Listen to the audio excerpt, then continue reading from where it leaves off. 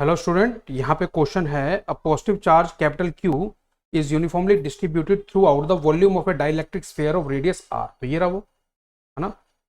Radius इसका कितना given है आपको, कैपिटल आर, और इसमें पूरा का पूरा यूनिफॉर्मली चार्ज डिस्ट्रीब्यूटेड है ना। ठीक है, यूनिफॉर्मली चार्ज डिस्ट्रीब्यूटेड है और वो कितना है, कैपिटल क्यू। ये बात बिल्कुल क्लियर है। अब इन्होंने बोला है पॉइंट मास है जिसका चार्ज प्लस क्यू है और मास एम है। It is fire toward the centre of the sphere with velocity v from a point at a distance x from the centre. तो मान लेता हूं ये पॉइंट है यहाँ पे, तो इस पॉइंट का सेपरेशन कितना दिया हुआ है सेंटर से, x दिया हुआ है। ठीक है, पॉइंट कोई p है, यहाँ पे पार्टिकल है जिसका चार्ज प्लस q है, मास m है। ठीक है, और इसको इस तरफ कोई एक मिनिमम वेलोसिटी दी जाती है सेंटर की तरफ।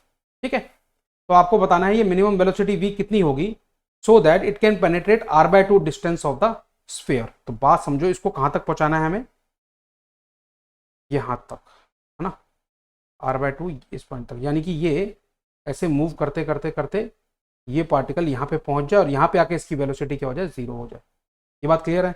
अब यहाँ पे इन्होंने बोला है कि हमको कोई और रेजिस्टेंस नहीं लेना, है ना। जब ये पेनिट्रेट करेगा तो जो भी इलेक्ट्रिक इंटरेक्शन है उसी पे हमें फोकस करना है।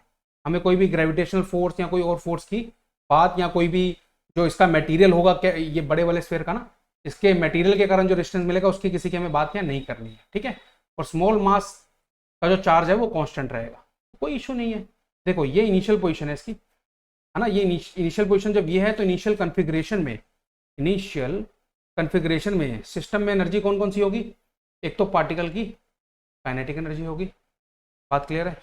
ठीक है, प्लस इस पार्टिकल का, इस स्फीयर का जो जो सिस्टम के अंदर, जब ये दोनों क्या होगा, जब ये स्फीयर के सेंटर से एक्स सेपरेशन पे पार्टिकल है तो उस केस में इनकी जो इलेक्ट्रोस्टैटिक पोटेंशियल एनर्जी होगी वो क्या होगी, उसको हम लिखते हैं, वो लिखते हैं 1/4πε0 into capital Q into small Q upon इनके बीच का कितना सेपरेशन है, एक्स। ये बात क्लियर है, ये सिस्टम की इनिशियल एनर्जी है। और हम जानते हैं कि इलेक्ट्रोस्टैटिक के अंदर जो भी इलेक्ट्रिक फील्ड के कारण फोर्सेस लगते हैं ये सब कंजर्वेटिव होते हैं नेचर में, तो इसलिए इनकी एनर्जी यहाँ पे कंजर्व्ड होगी। जब यही पार्टिकल यहाँ पे फाइनल पोजीशन जब उसकी यहाँ पे होगी, ठीक है, फाइनल पोजीशन जब यहाँ पे होगी तो इस पॉइंट की, याद रखिएगा, इस पॉइंट की अगर हमें पोटेंशियल लिखनी है तो उसको समझने के लिए एक डेरिवेशन होती है जिसको आप बुक से पढ़ सकते हैं। मैं आपको शॉर्ट में बताता हूँ। जैसे कि एक यूनिफॉर्मली चार्ज स्फीयर है, एक यूनिफॉर्मली चार्ज स्फीयर है जिसपे चार्ज क्यू है, उसका रेडियस आर है। उसके अंदर किसी पर्टिकुलर पॉइंट पे अगर आपको पोटेंशियल बतानी है तो उस पोटेंशियल कितनी होती है, वो यूनिफॉर्मली चार्ज स्फीयर है ना, ऐसे इस तरीके से चार्ज यूनिफॉर्मली डिस्ट्रीब्यूटेड है। तो उस केस में जो पोटेंशियल होती है इस पर्टिकुलर पॉइंट पे वो कितनी होती है, उसको हम लिखते हैं Q upon 8πε0 R T minus small R square upon capital R square. तो ये रिलेशन मैं अब लगाने वाला हूँ कहाँ पे, यहाँ पे। ये सिस्टम की इनिशियल एनर्जी आ गई जब वो पार्टिकल यहाँ पे पहुंच चुका होगा। डायग्राम में देखो मैं हाईलाइट कर रहा हूँ ब्लैक कलर के डॉट से, यहाँ पे पहुंच चुका होगा। तब सिस्टम की एनर्जी क्या आएगी, तब सिस्टम की एनर्जी आएगी स्मॉल चार्ज इंटू, इस पॉइंट को कुछ ले लें, एफ ले लेते हैं, है ना, पोटेंशियल एट एफ पॉइंट। ये फाइनल एनर्जी आएगी। इनिशियल ऊपर निकाल ली हमने, फाइनल यहाँ पे लिखते हैं हम। तो फाइनल लिखेंगे यहाँ पे Q इंटू, ये वाला फॉर्मूला लगाएंगे यहाँ से, है ना, ठीक है ना, कि पूरे स्फीयर पे अगर चार्ज स्मॉल क्यू है तो ये फॉर्मूला लगता है। अब पूरे स्फीयर पे चार्ज है कैपिटल क्यू है तो लिख देते हैं capital Q upon 8πε0, radius capital R है, 3 माइनस स्मॉल आर क्या होता है, सेंटर से उस पर्टिकुलर पॉइंट का डिस्टेंस। तो वो क्या है यहाँ पे इस केस में r/2 आ जाएगा, तो आ जाएगा r/2 का square divided by R square. तो ये आपका आंसर क्या आएगा, 3 माइनस 1/4 कितना होता है, 11/4।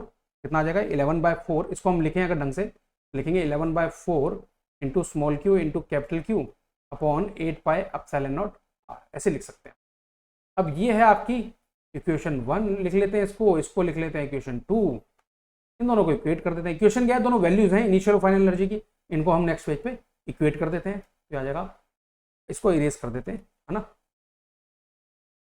चलिए अब लिखते हैं half mv² plus 1/4πε0 capital Q small Q divided by X, that is कितना आ जाएगा, 11/4 small Q capital Q upon 8 pi epsilon nought R, ठीक है। एम वी स्क्वायर अपॉन 2 कितना आ जाएगा, देखो कॉमन क्या आएगा वहाँ से, कैपिटल क्यू आ जाएगा, स्मॉल क्यू आ जाएगा, 4 पाई एप्सिलॉन नॉट आ जाएगा कॉमन, ठीक है, ठीक है।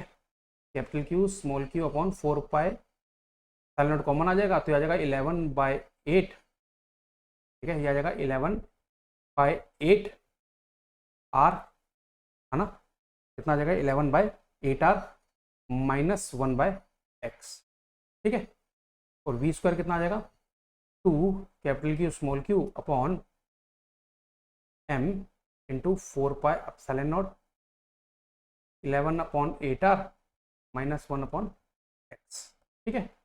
2 से 2 कैंसिल आउट हो जाएगा, तो v का जो आंसर आएगा यहाँ पे वो आएगा capital Q small Q upon 2m pi epsilon not, ठीक है, 11/8 आर माइनस 1/x, बच्चे ये फाइनल आंसर आएगा, ठीक है। तो I hope I have answered your question. ध्यान से देखिए, सिंपल क्वेश्चन था, इस तरीके से करना था इसे एनर्जी बैलेंस से, है ना। I hope I have answered your question. Thank you very much.